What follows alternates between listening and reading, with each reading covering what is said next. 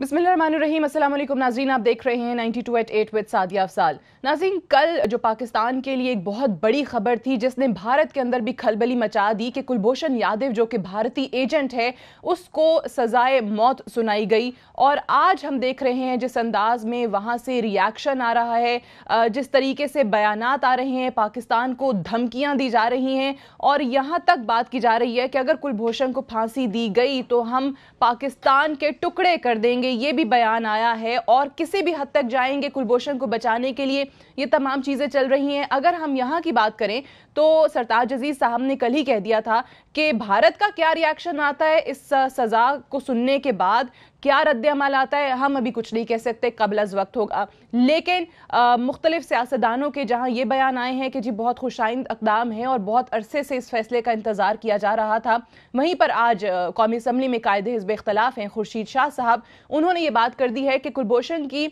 सजाए मौत के फैसले पर पार्लियामेंट को एतमाद में नहीं लिया गया।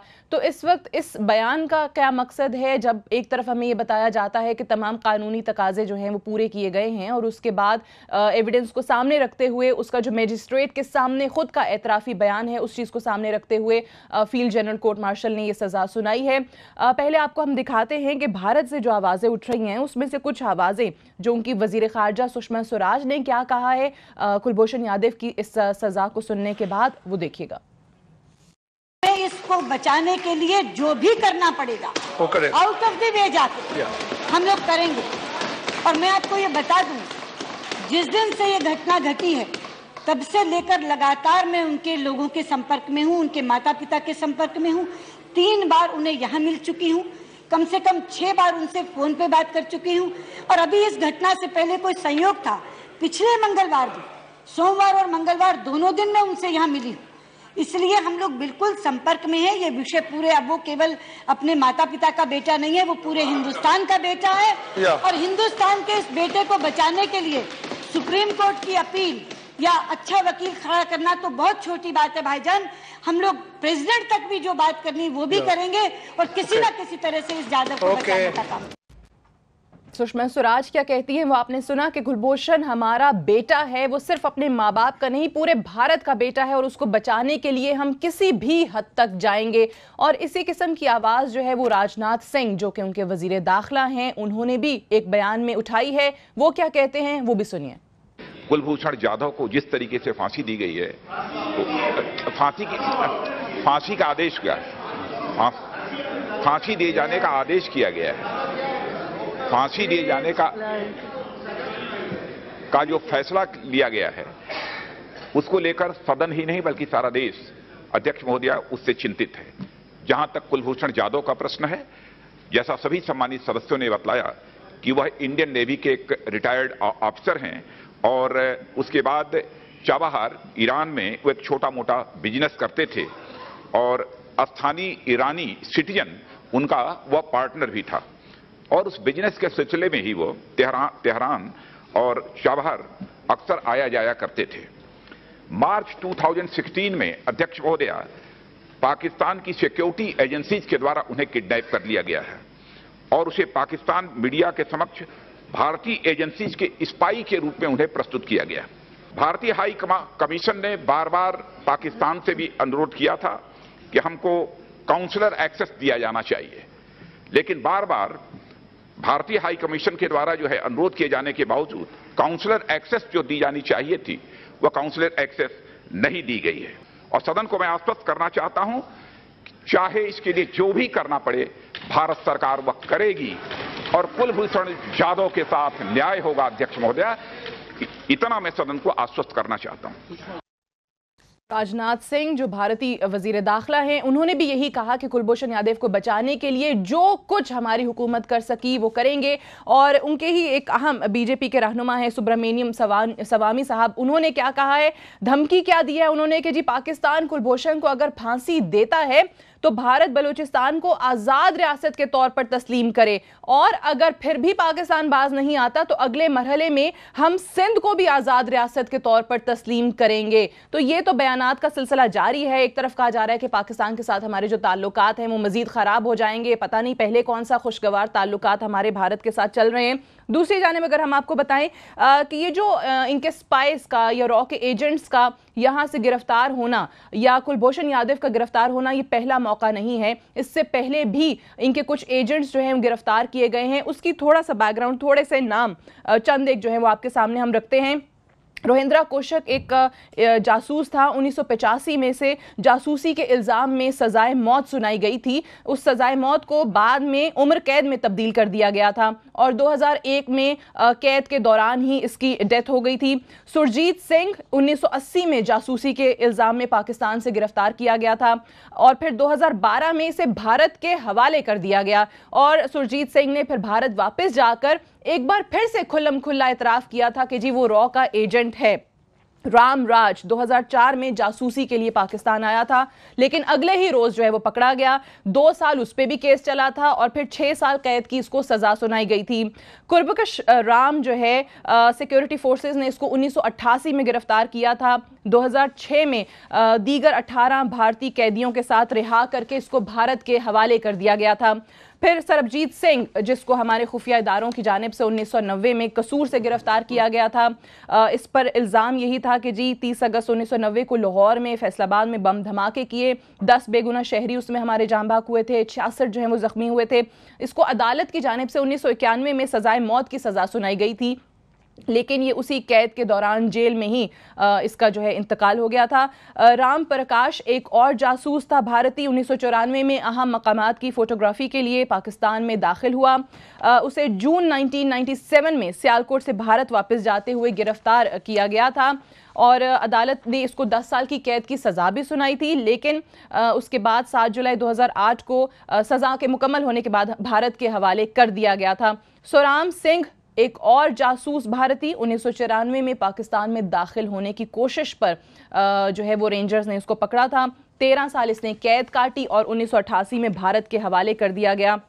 बिलोर सिंह 1971 में रॉ के एजेंट की हैसियत से पाकिस्तान आया। 1974 में से गिरफ्तार किया गया। अदालत ने 12 साल की सज़ा सुनाई और 1986 में से भारत के हवाले कर दिया गया। और एक और जासूस डैनियल नामी 1993 में बॉर्डर क्रॉस करते हुए इसे गिरफ्तार किया गया था और सज़ा के मुकम्मल होने पर 1997 में भारत के हवाले किया। यानी इसमें ऐसे कुछ जासूस हैं जिनकी यहाँ पर सज़ा मुकम्मल हुई और फिर भारत के हवाले किए गए। सरबजीत सिंह जिसको सज़ाए मौत हुई थी, लेकिन वो अपने सज़ा के दौरान ही कैद काटते हुए जेल में ही उसका इंतकाल हो गया था।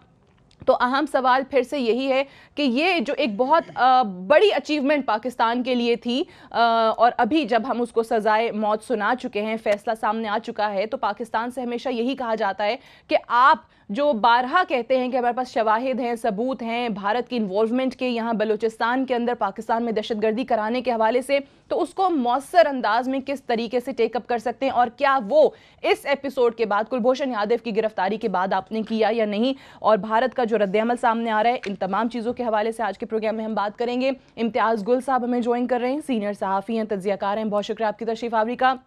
हमें जनरल अमजद शुएब साहब ज्वाइन कर रहे हैं, रिनाउंड एनालिस्ट हैं। आपकी तशरीफ़ आवरी का भी बेहद शुक्रिया। और कुछ और मेहमान भी थोड़ी देर में हमें कराची और लाहौर में ज्वाइन करेंगे।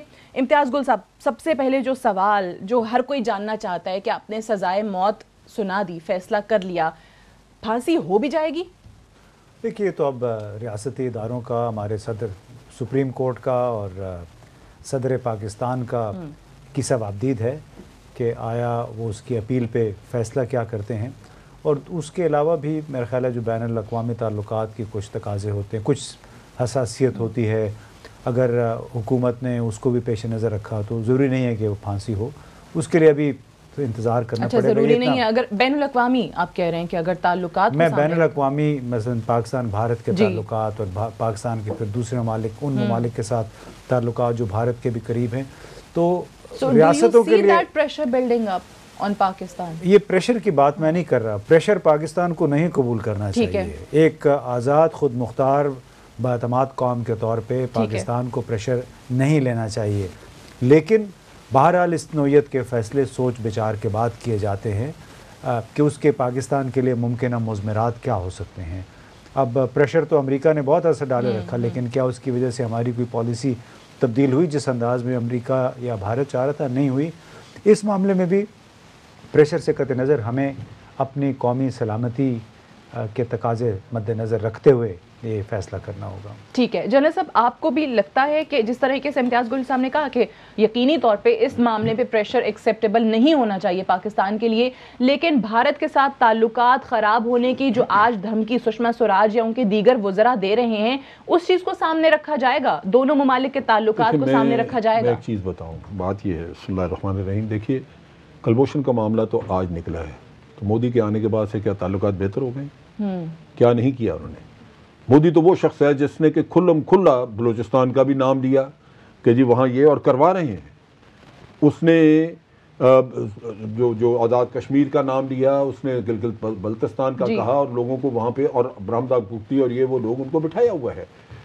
ये आप तवक्को ना रखें कि ये आप कुछ कर देंगे तो उससे उसका नतीजा ये निकलेगा कि साथ मामला ख़त्म हो जाएंगे। जब तनाज़ात की जड़ें मौजूद है वहाँ पे, उनके बारे में आप कुछ नहीं करते तो फिर बाकी मामला तो वही है जो चल ही रहे हैं, आप देख ही रहे हैं। अब मसला ये है कि जहाँ तक कुलभूषण का ताल्लुक था, जब इसको सज़ा अनाउंस हुई, अगर भारत में थोड़ी सी भी समझ की बात होती और ये, तो अपनी गलती को तस्लीम करना ज़्यादा बेहतर था। अगर आप एक चीज़ के ऊपर शर्मसार होने की बजाय आप धमकियाँ देना शुरू कर दें और आप बजाय इसके कि माजरत खा हों कि जी ये वाक़यात हुए हैं इस तरह, और आप ऊपर से ताल्लुकात और इन चीज़ों का आप बताना शुरू करें, तो मैं समझता हूँ फिर तो बड़ी ज़्यादती है कि हम उसको उस अंदाज में ले लें। वो तो आपकी अपनी कौमी गैरत और हमीयत के खिलाफ है। अब चीज़ ये है कि ये वक्त वो है जब आपने इससे पहले डोजियर लोगों को दिए तो उन ममालिक ने उस पर देखना भी गवारा नहीं किया, उनकी बात नहीं की। आज वो उनके हमायती सामने है तो उनके सामने ये खोलनी चाहिए चीजें। ठीक है, तो ये वो वक्त है कि जब आप अपने माथे से वो दाग धो सकते हैं। किसी चीज को खातिर में नहीं लाया जाएगा साहब मामले के अंदर, और फांसी लगेगा। एक लीगल प्रोसेस है जो इम्तियाज जिसकी बात कर रहे थे, वो तो रहम की अपील कर सकते हैं, उसमें मैं नहीं कुछ कह सकता, इम्तियाज नहीं, हम नहीं कह सकते।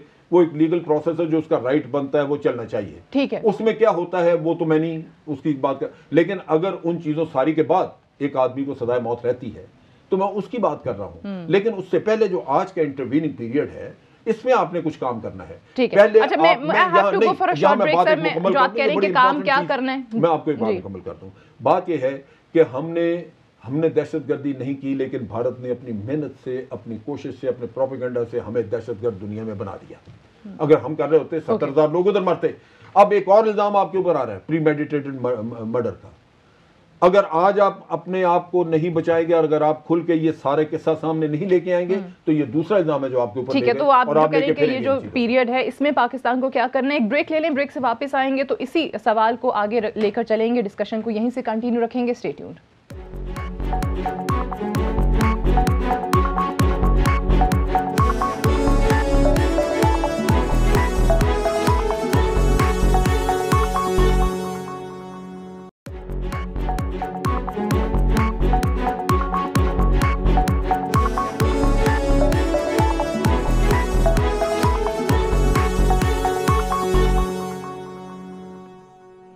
जी वेलकम बैक। प्रोग्राम में एक बार फिर से खुशामदीद। लाहौर में हमें सैयदा आबदा हुसैन साहिबा ज्वाइन कर चुकी हैं, अमेरिका में पाकिस्तान के साबिक सफ़ीर रही हैं। अस्सलाम वालेकुम आबदा बीबी।